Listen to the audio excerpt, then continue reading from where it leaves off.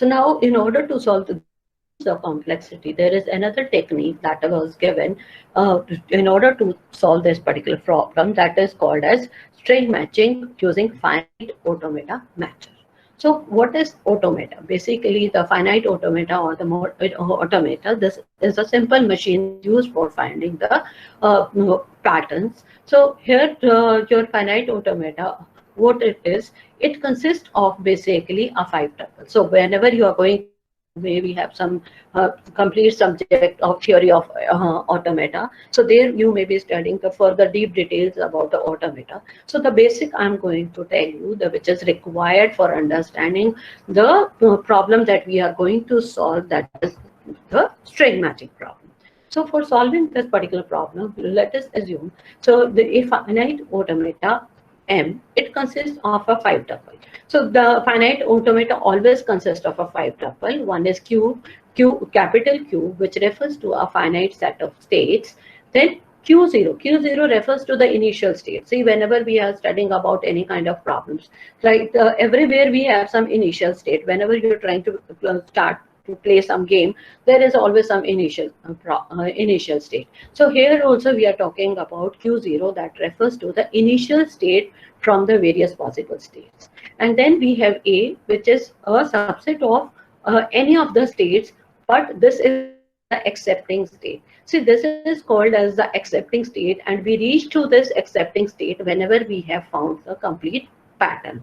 So let us say if we are trying to find a particular pattern in a particular text, and when we have reached to that particular state that the complete pattern has been searched, then we say, let us say this particular example here, you see, let's see AB. So here you can see that B, if B is at some state, then we can say B is at the accepting state, because at this stage we have found a complete pattern CAB. So see, moving from one state to another state. Then sigma is a finite input alphabet, as I told you that how many, see, CA, let us say if it was a pattern, then the sigma consists of CAB, that is the 3 characters. It may be the pattern is CCAAB, right? There are 5 elements in the pattern, 5 characters in the pattern, but the pattern still has only 3 unique characters, that is CAB. So your sigma, it will consist of the input alphabet, that is the number of unique alphabets which are there in the pattern. Then we have delta, which is delta is a function that is basically called as the transition function. So transition function consists of a matrix, basically, that is from on the one side what we have is the number of states which exist, and on the other side what we have is the number of unique characters, that is sigma. So Q is you can say it is a finite set of states, all the possible states which are there, and sigma is the set of unique characters, right, which are there in that particular input pattern that we are searching for. So and this helps in forming the transition function of the automata. So the finite automata, how do we start? We always start with the initial state, that is called as Q0, and we read the characters, input string one at a time, like C, A, B. So the first character is C. We will take that input state from the initial state. So we take that, if we just start with that, if we are in the initial state and our input is C, then what will be the next state? So accordingly we create the automata, and then we see whether whether we will be able to find a particular pattern from the string or not. So if the automata is in the queue and reads the input character A, it moves from one state to another state, which is determined using the transition function. And as long as the M is in the state of belonging to A, that means as long as we are getting the pattern, like we are able to get C, we are able to get A, and then we are able to get the B also. So this was the pattern we were searching. Then we are in the accepting state, and at any point we are not able to get the match, then we say it was the input that is not accepted, that is called as the rejected. So here you can say this is the two-state automata. So here you can see Q is the set of states. So we have only 2 possible states, 0 and 1. and Q0 is the initial state, and this is considered to be 0. So it starts from the 0 state, and A is the accepting state, and here you can say 0 or 1. So that because there were only two states, from these two states we could also say that 1 is the initial state and 0 is the accepting state. But in this case, we have taken 0 as the initial state and the 1 is the accepting state.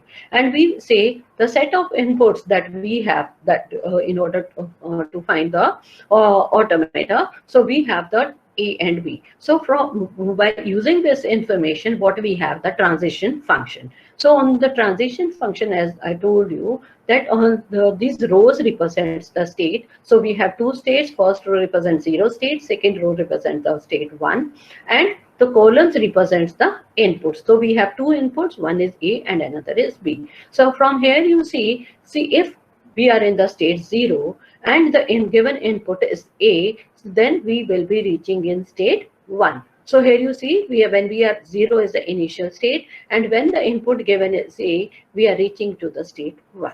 And then if you see, if we are in the 0 state, right, the initial state, and the input is B, right? So why it is written 0? So here you can see when we are in the state 0 and the input is B, we will remain there in the 0 state only. So here you can see there is an arrow moving towards the 0 state itself.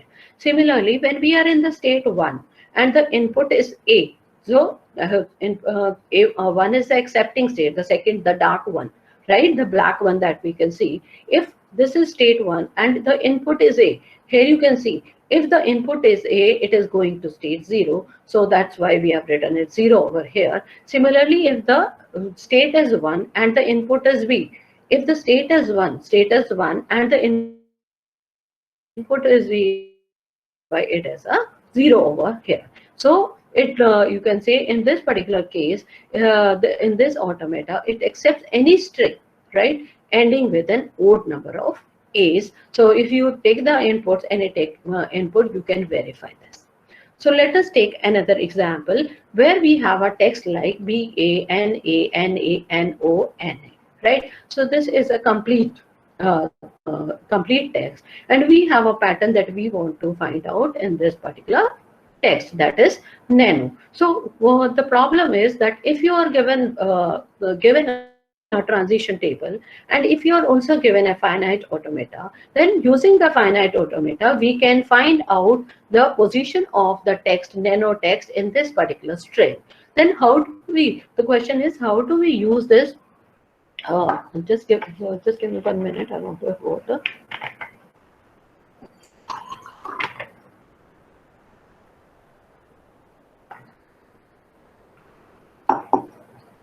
So now the problem is, if we are given the transition table, if we are given the finite automata, we can find out whether the pattern exists in this particular text or not.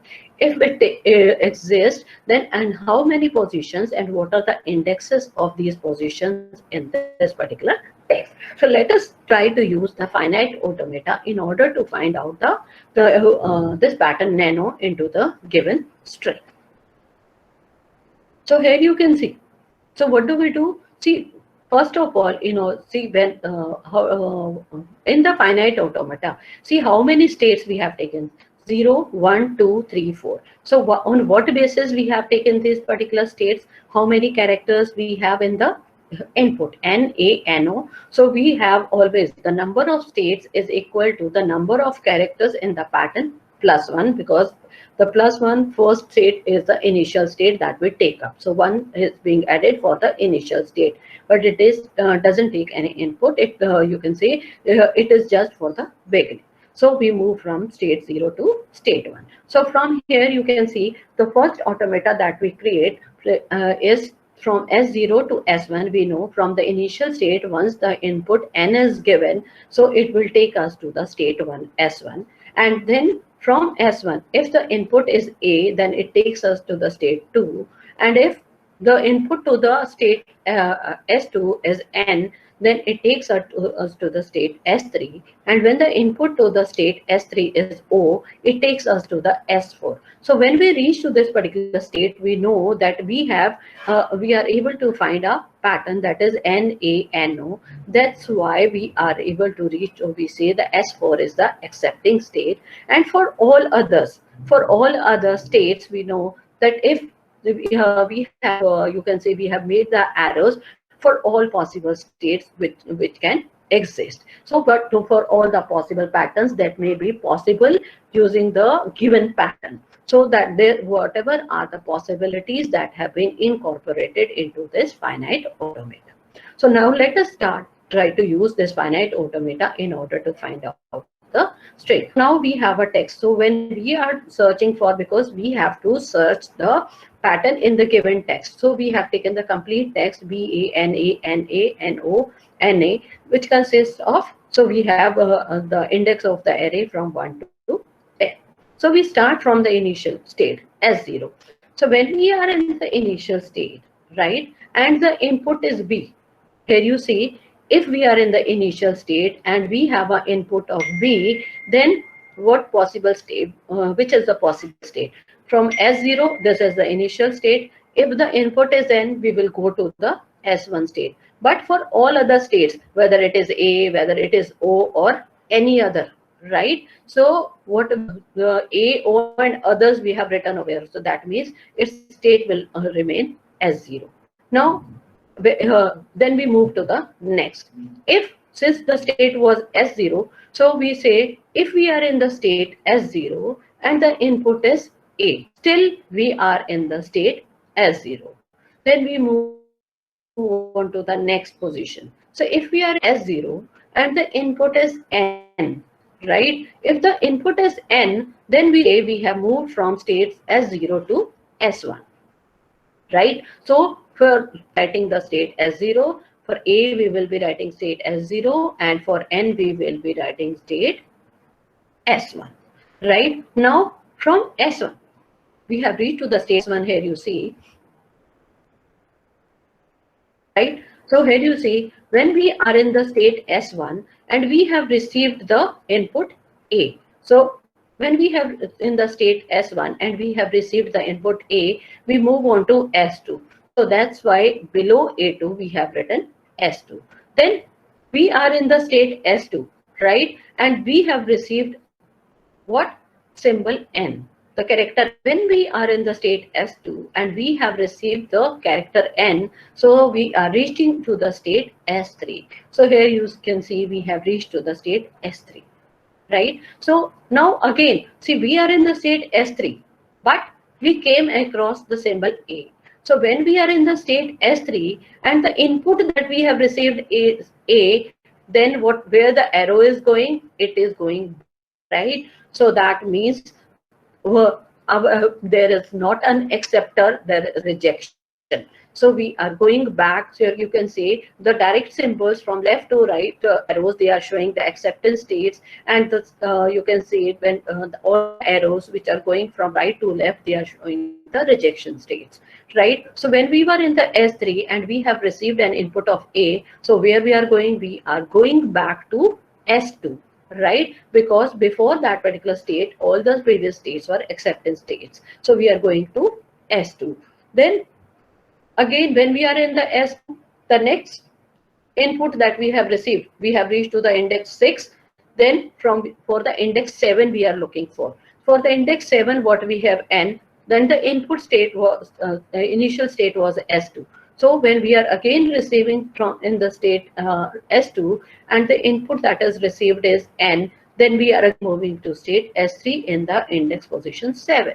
Then again we are in the S3 and the input that we have received, that is the O, index position. So the index position of 8, you can say the 8th index position, what we have? The character O. So when we are in the state S3 and the input that we have received is O, we are moving to the S4 state, which is called as the accepting state or the acceptance states. That means we are able to find the pattern. So at this stage, what we are going to do? Now we are going to, since we have reached to the accepting state, so that means we have received a pattern. So how do we find a pattern? So from here we see what was the index position. The index position was 8 and the length of the string pattern was 4. So what do? We find a match and the number of shift that is required is 8 minus 4 is 4. So we can go back or we can start from the initial position. So from 1 to 2 1 shift, 2 to 2 3 second shift, 3 to 4 third shift, and 4 to 5 fourth shift. So we will start the pattern from fifth position. So we are able to get the pattern NaNO. So this is how we use the finite automata in order to find out the pattern from a given string. So then the question is how to make the transition table and how to make the finite automata of any pattern. So here you see the strategy which is used for creating the transition table. So we are going to create the same transition in the previous. Now we have understood how can we find the pattern using the finite automata. But the question is how to create this transition table and how to create this finite automata. So in order to create this transition table from we have to create the complete pattern. So we take the complete pattern. Let us say, as I've told you. So first we have a pattern text, then we have a pattern nano, and then first we prepare the transition table. As I've told you, the transition table consists of rows, which are the states. So what are the possible states? Possible states is equal to number of characters in the pattern plus 1. So that is S0, then S1, S2, S3, S4, and the columns represent the number of unique characters. So in the columns, we know the unique characters are NAO. So we have written over there NAO and others because in the text we are coming across, we may come across some other characters also. So that we accommodate them also. So what we have done, from S0, input is taken to the S1, then to the S2, then to the S3, and then to the S4. So NANO, all the states from S0 to S1 to S2 to S3 to S4. So S4 is the accepting state. Now, for making this transition table, what are we going to do? So let us say we were in the initial state. From here you see, we were in the initial state S0 and we get the input N. So when we are able to get the input N, here you can see from this automata. So when we were in the initial state S0 and the input is N, then we are moving towards the state S1. So we write S1 over here in this cell, right? Now again we see we are in the state S0. What do? So and the input is A. So what we are doing basically over here, so whenever we find a match, right? So we find a match, we are moving towards the S1. But since if we say NaNO in this particular text and the input is A, this input A is not equal to N. There is no match. So what do? We write S0 over here. Similarly, when we write O, so when we get the input O, but this value is not equal to N, so we write S0. We remain in the same state. Similarly, for others, we write it S0 over here. Then let us say we have the next one. So we are in the S1 state and the input is N. See, when we are in the S1 state, that means we have already found N, right? So here you see the prefix we are talking about. So we have studied that there is a prefix, there is a suffix. So here you see, so we have two N's now. One is previous N, right? So this is fixed now. And then we are looking for the second position. If we have second position N is equal to N, then we move next, right? So that we remain in the same state S1. Then let's move to the A, right? From we are in the state S1 and the input is A. So what do? We move so to the next position and we say, so here A was not equal to N. So we move on to the second position NA. So N is equal to N and A is equal to A. So we are moving to the second position S2 because the first pattern was matched, but the first pattern is also matched and the second character is also matched. But when the first character was matched, but the second character was not matched, we were remaining there in the state S1 only. That's why for S1 to N, we have written only S1. So similarly, we are going to move. So we are here. You can see what we are doing. We are shifting. So again, n is fixed. This is prefix. O is not equal to n. Since O is not equal to n, so we will be remaining in the same initial position, that is S0. So similarly, this is how, see, we are going to complete when we are matching. So we are matching the prefixes. So prefixes and then the suffix, we say that if the pattern is matched, the state is changed. If the pattern is not matched, we are going to the previous state. So these are the accepting and the rejecting states that we have seen. So this is how we fill this particular transition table from the finite automata. See, so then from the, you can say the you can say that we created the transition table from the pattern and on the basis of the values which are given over here, and then from this transition table, what we are on this transition table, what do? We create the finite automata and we create the inputs. So when it is in the state S0, if the input is N, it is going to, the arrow is going to the S1. If S0 gets an input of A, we know if the input is A or O or others, the arrow is going back to state S0 only.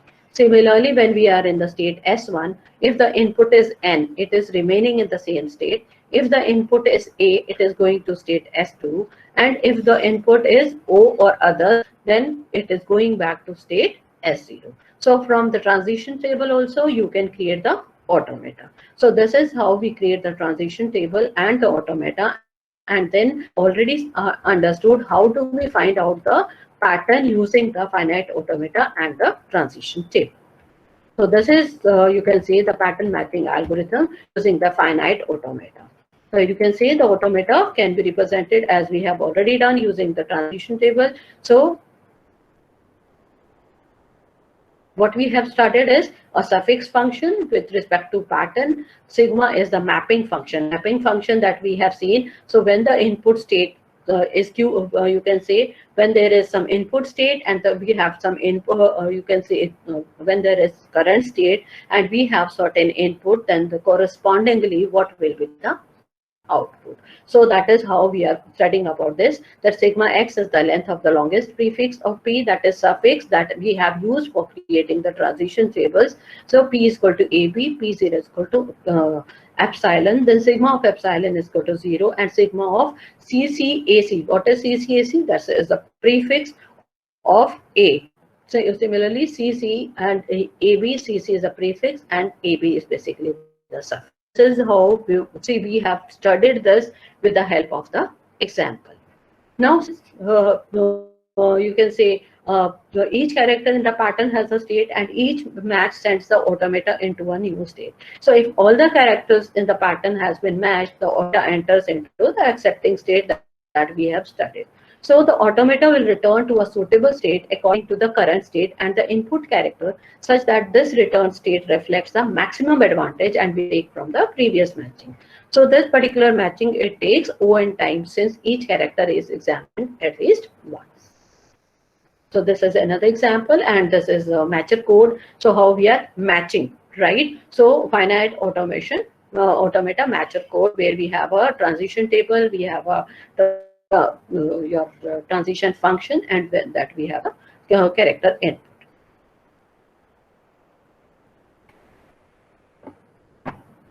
So we have in the next class going to study about the better algorithms which can help us in reducing the complexity of this particular task further.